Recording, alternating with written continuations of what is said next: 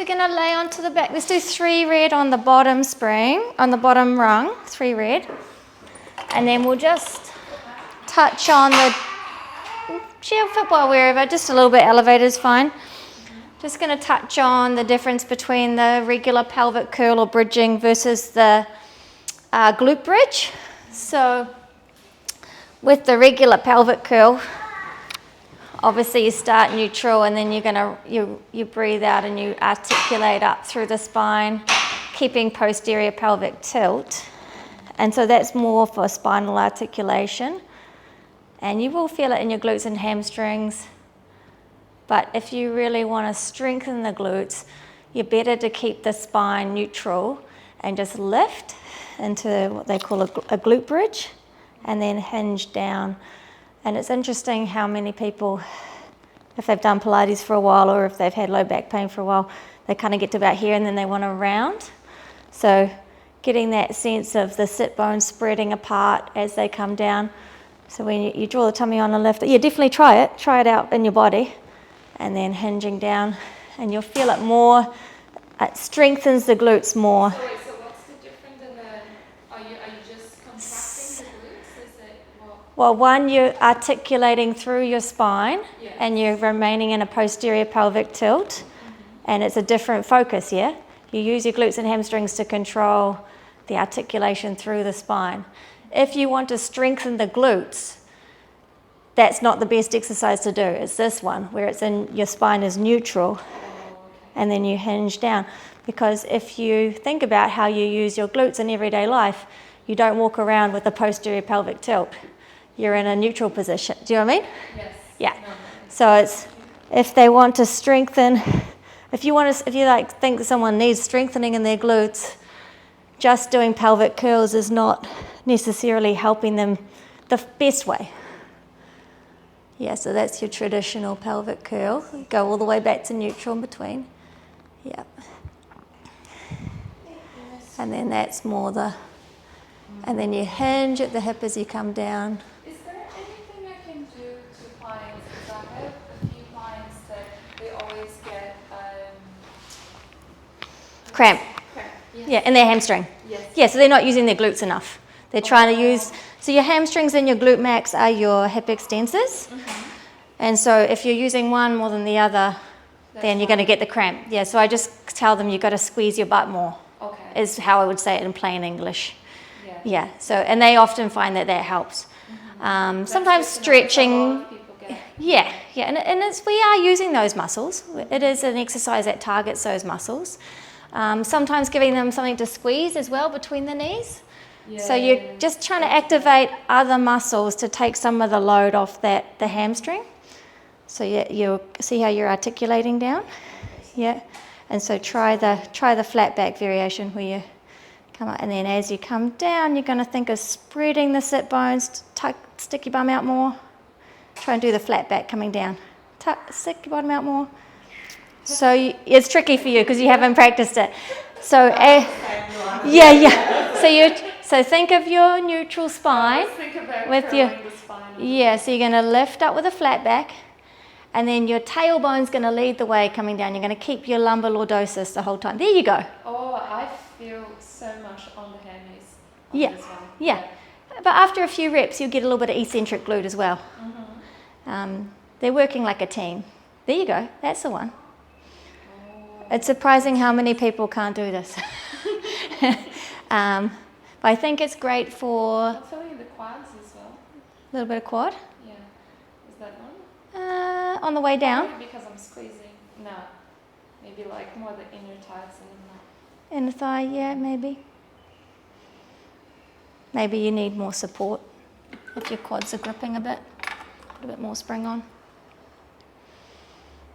Yeah, I have been really weak. So. Oh. So if you're feeling it somewhere, it's probably because they need to work harder.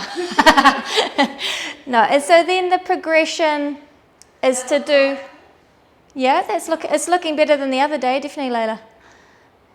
And you got that extra resistance.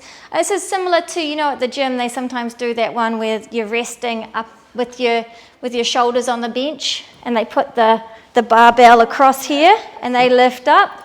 It's a similar sort of premise, yeah? And so that's quite a nice one for getting a hip hinge. Then in Pilates, we tend to, if we want to make that more challenging for someone, we would float one leg at the top, you know, you roll up. This is a classic, this is not new to you guys, but you would articulate up, and then at the top you would brace everything here and you'd float one knee up, keeping the hips level. But I've found it's quite common that people can't do this, keeping the hips square. So when they float the leg, the hip dips down on the side that they've lifted off, and then that's going to create problems in the low back. So what I do with, obviously they don't have the strength in the glutes on that side and the support muscles around the hip, so we do the offset bridge, which is foot bar down. So this is a modification. It's a step back. Yeah, it's a regression on the classic Pilates shoulder bridge prep. So you have one foot close to you, and you can do this on the mat too, but obviously here you guys use the reformer a lot. It's good if you can press through the heel, but we'll see. And then you lift up like that, and then hinge down. And you'll feel it more on the side that's closer into you. And hinge down. And it's quite easy to progress this one. Once they're up and they're looking like they're getting stronger, you can float the leg, place it down, lower it down. So yeah, just play around with that one, Luana. See what you think. So same hinging, rather than rolling. So it's still neutral spine, yeah. Because we're trying to strengthen the muscles around the hip, but without. So they need to learn to work eccentrically. So as you're coming down, they're going to work as they're lengthening. There you go, yeah. Just a different pattern to what you're used to doing. So if you do kind of 6, 8 of those, and you'll feel it, I definitely feel it more in that leg that's closer, so on your right side. And then you hold it there at the top, you can float the leg to tabletop and down, and then lower, lift, float, down, lower, lift. And then other ways to progress it is, of course, you can hold the leg up there, go lift, lower, or leg out straight for a bit more leverage, yeah? Lift, lower.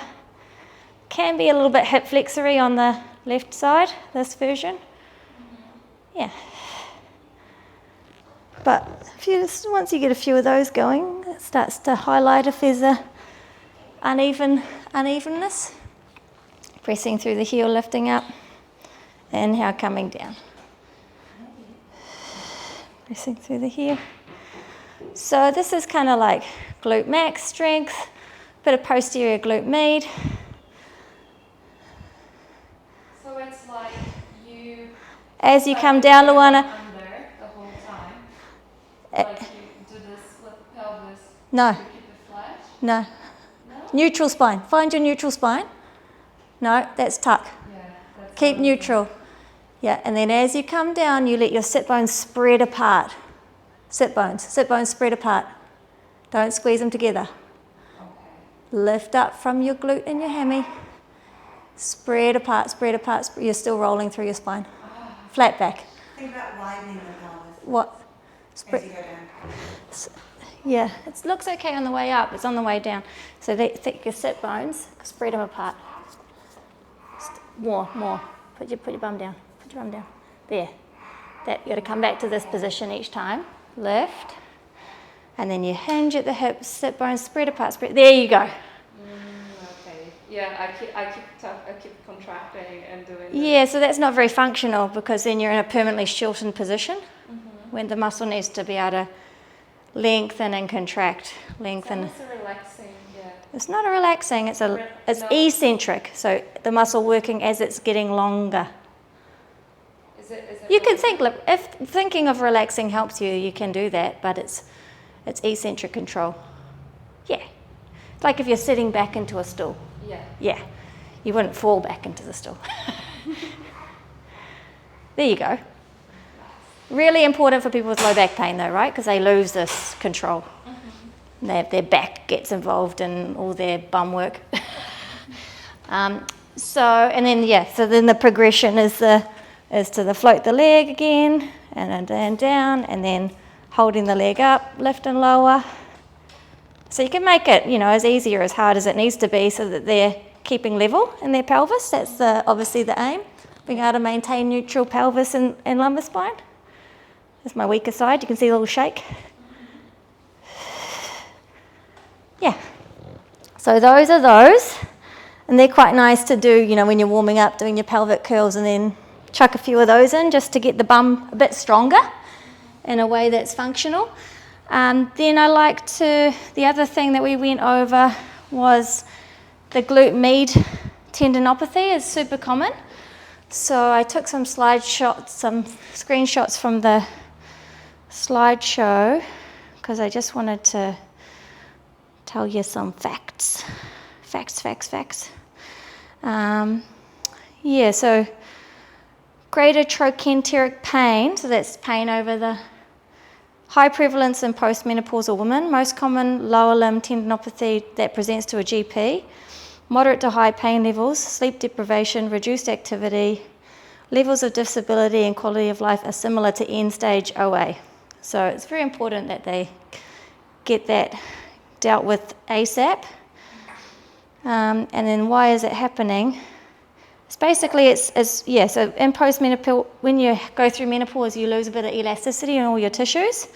And if you already have a wide pelvis, then has to stretch, your glute med and your IT band have to stretch around the greater trochanter. If you increase the amount of adduction of the femur by just 10 degrees, it increases the amount of pressure at the greater trochanter from 4 newtons to 36 newtons. So it's 9 times the pressure. And so we all know someone that walks like that with their toes, almost like they're on a straight line. And so over time, that's putting so much stretch and compression there, and it's just going to piss it off. And if they lose a bit of their strength when they go through menopause, it's like a perfect storm, right? Or if they're doing tasks where they're coming across their body with their leg. So that's where the pain, so that's greater trochanteric pain versus hip joint pain. They'll often grab they're like, it's in here somewhere. And that's what they call the C sign, where they grab the hip. And then from the lumbar spine, it certainly can go over the greater trochanter, but it usually starts in the back and goes down. And often can go all the way down. So what would be a solution for that? Strengthening? Yeah, so this is what we're coming to now. I'm just trying to differentiate the different causes. So there can be kind of 3 main things that are causing pain in that area, but definitely a strengthening program. This is just other things that separate. So there's a few tests later, you might want to look at that, just tests that you can do to diagnose this. But basically, if they don't have tenderness over that greater trochanter, it's not going to be greater trochanteric bursitis. That's the number one thing for ruling it in. If they just have pain here and when you press on here it's not sore, then it's probably one of the other 2, the hip joint or the lumbar spine. Yeah. Strengthening wise, they've done research, and because they are anti-gravity muscles, your glute meds, you have to be standing. You have to have pressure on the ground to activate them the best. We used to do lots of these kind of things where you're laying on your side, and you've got an ankle weight on and you're waggling your leg like this. And now they realise that is not the best way. So we update our thinking. If they're really in pain, the first thing to do is isometric contractions. So you're standing. I'm just going to face the camera. Sorry, to face away from me. So you're standing. I think if I stand here, I'm in the shot. And you're going to just gently press out with the feet, and you'll feel here activate. Yeah, so give it a go. So isometric means you're contracting but you're not moving, right? So you hold on to your glute meds, palpate there so you can feel, and then just gently press out with the feet. So you're trying to push them apart. Okay. So they're working, but you're not getting any movement. So it's not going to irritate. So that's the first phase 1 of the rehab. How many times do you do it? You hold it for 10 seconds, about 5 times. So this is, this is quite when they're really inflamed, and, what can you do when they're really inflamed? The next is to just do with a fixed strap, which I don't know if we have a fixed strap. Maybe we can just rig up this strap as a fixed strap. So we need a fixed strap to go around the thigh. You don't mind if I do this, Layla? Pull your reformer apart. So, will my knees fit in here? I just use a yoga strap at my studio. Oh, we have straps on the bottom. Those long ones. Yeah, can they lock off to each other? Oh yeah, so you'd rig up something anyway. It's better than a stretchy band, and then you just press out 10 seconds and relax. Not standing. Yeah, do it laying on your back. Supine's good. Press out. So I prescribe 5-10-second holds a couple of times a day, and it's amazing how that can just even decrease the pain. And then we can lift up to make it a little bit stronger. Again, in neutral, we've got our tummy on. If they're feeling their back working, they've lifted too high, is what I say. And so you press out, hold, and relax, come down, lift up, press out. 10, 9, 8, 7, 6, 5, 4, 3, 2, 1, and come down. So 5 times of that is the progression. This would be what would be good for Karen's speed. Karen's speed. Who's that? Karen and Glenn, the older couple. Emma takes them, I think. Yeah, but they're just about to start during a Tuesday session with Luana. Oh, okay. Okay. Yeah. Yeah. So She postmenopausal woman. Exactly. Yeah. She is. Yeah. And she often gets back pain when she does bridges and stuff like that. Okay. And it's because she overextends. So getting her to go halfway up and then just holding that tension upwards, I think that would be a great Do you exercise. reckon we can do with those? Do you want to try this with you around your Yeah, knees? she'd need to use the other one because she's got chunky thighs. Oh, right. Oh no, not stretchy. So get a not stretchy one. Yeah. If the black, yeah. Oh, okay. So you'd have to okay, loop perfect. Just loop it around Yeah. till it's about, her knees are in line with her hips, her ASISs. We do a lot. We use that a lot for yoga as well. Yeah, I have a yoga strap that I rig up. So the absolute best for activating the glute med was the skating on the reformer. And thank goodness we've got reformers. So we can do that. So you would be here. And you can do standing abduction as well, that's also fine. Some people don't feel that enough. And we tried it the other day, Layla, with a little bit more resistance with the band around the knees. And then you come into like your classic skating prep. But the lady that did the research, she didn't really bother too much with this one. Yeah. Obviously the work is actually on the standing leg. A lot of people don't realize that. They think it's here, but it's actually here. So then just pressing out. Obviously in Pilates we want to go all the way to straight and then come back in, keeping the hips at the same level. But in the research study, they didn't bother going all the way to straight. They just went out as far as they could and came in. And it still works, because the idea is it's about muscular work, right? And you're always leaning forward. Yeah, not on this one. This one's more upright.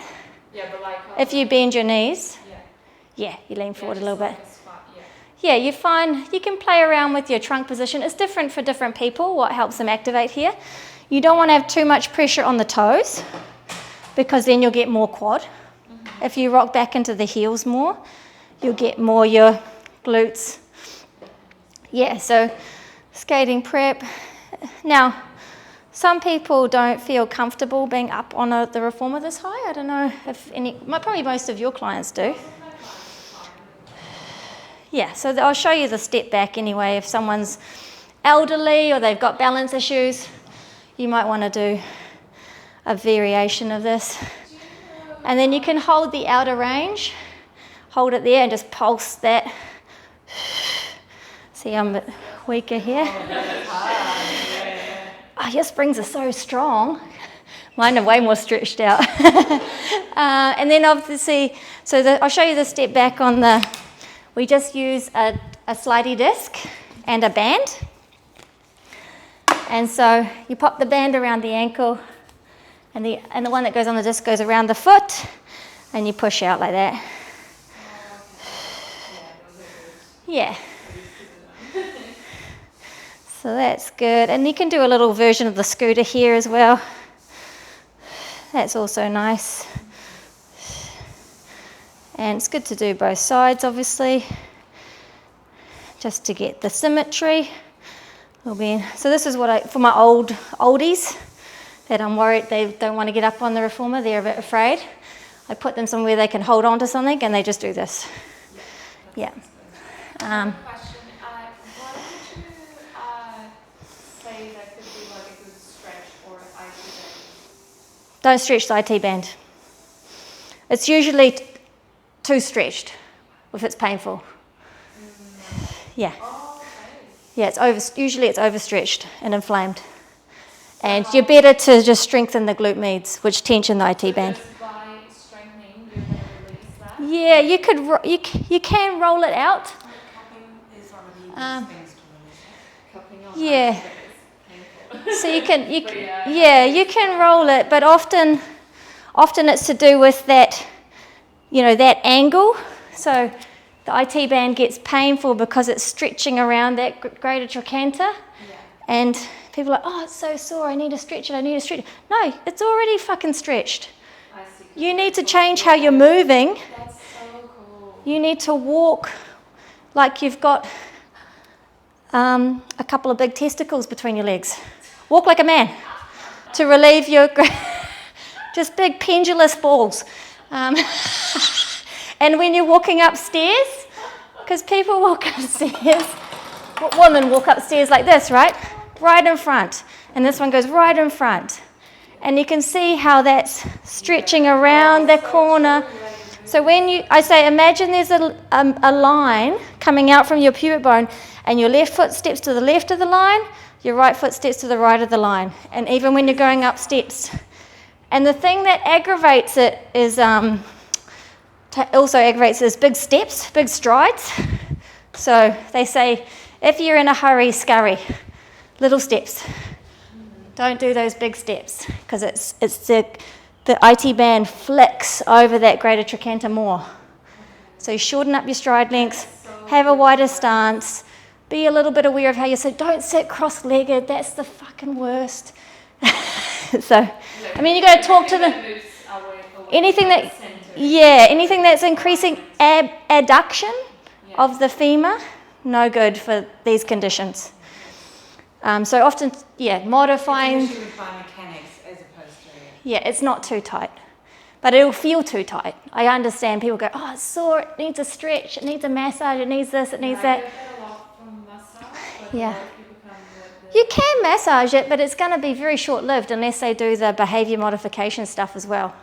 They'll get like a day's relief, and then it'll tighten back up because, they're doing all these tasks that are not good. So this, back to the way you walk. yeah, and women are correct. Look, this is exactly, you sit like this, just totally switch off your adductors.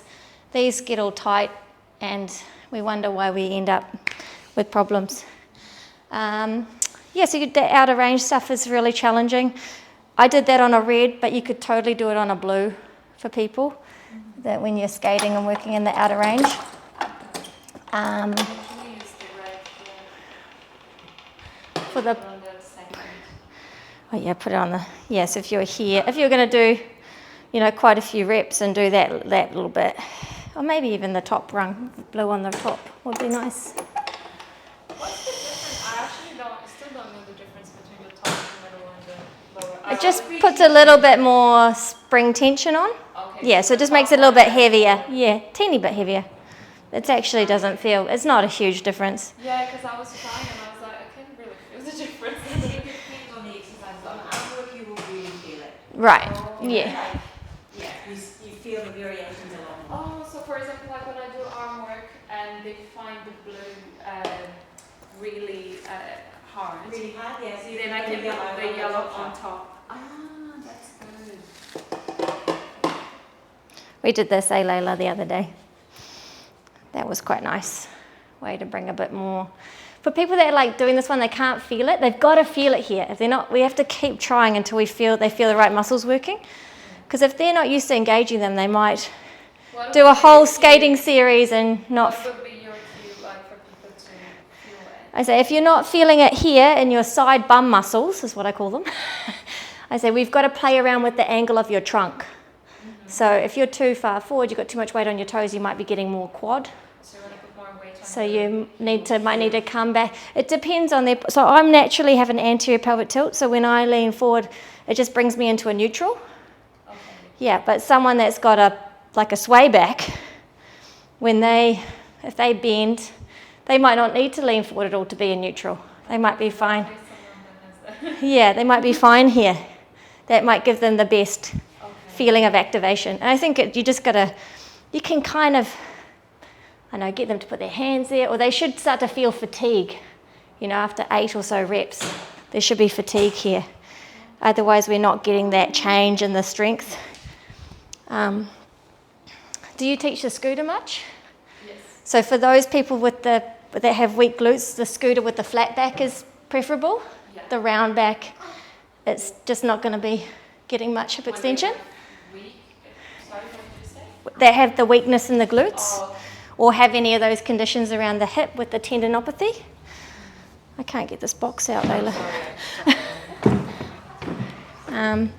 So, yeah, that's cool. I would do it with a flat back, and I like to progress people to doing it freestanding, which I think you guys do in your burn and firm anyway. Yeah, so you just get this nice swinging. But then this is a perfect place to check. Are they actually standing like this? Are they standing like this? Have they got too much adduction going on? The leg, the knee should be in line with the ASIS, and there should be like space here in between. Pubic bone over the wooden track. The trunk's not leaning off to the side. Yeah. Or you can do if they need something to hold on to, I just bring the bar up a little higher and I get this thing, what do we call it? Platform, and stand on that. And that gives you a taller person doesn't need it, but a shorter person like us, because you need daylight here under your knee, right? I'm not short. No, but these are really tall reformers. They're crazy. It just is okay. Yeah, they're crazy tall. Good idea. I love the scooter. It's like one of my all-time favorite exercises to teach and to. It's just. I thought I showed you that thing the other day. Maybe. Yeah, you showed it to me. Yeah. Did I show it to you? I stand on a yoke. I might have shown Emma Oh yeah. to move that thing. To what? To move that. Oh well, we're just recapping. It's fine. Yeah. So that's all of those. I think it's important to check, like also the hip flexors could be weak as well. And I love to do the reverse knee stretch for that. I'm going a little bit off topic, but those are kind of the highlights. So we're pretty much done. But yeah, I love to do the reverse knee stretch. And then I recently learned a new one. So you can pull in like that. Tummy and then knees. This is great for people with low back pain too that can't really hang out in tabletop. So what are you actually working on that one? Is that your hip flexors? Yeah, and I'm bracing here, because if I wasn't bracing there, I would arch, right? As I pull, yeah, so there's a lot of maintaining neutral, using those muscles as stabilizers. I'm using my shoulder stabilizers, scapular stabilizers, and then there's a reverse scooter. So you're this way, and then you pull the knee. Actually, it might be better on the ground like that. So you pull the knee in. No, I'm too short. I need the platform. Come on to. Yeah, hold on to the end frame. Yeah, you're collapsing a little bit. It's not quite the right. Yeah, but I could lift. You reckon lighten the load, Layla? Lighten the load and pull the carriage all the way to the end. Hold on to the I need my platform. Here we go. Let's try it.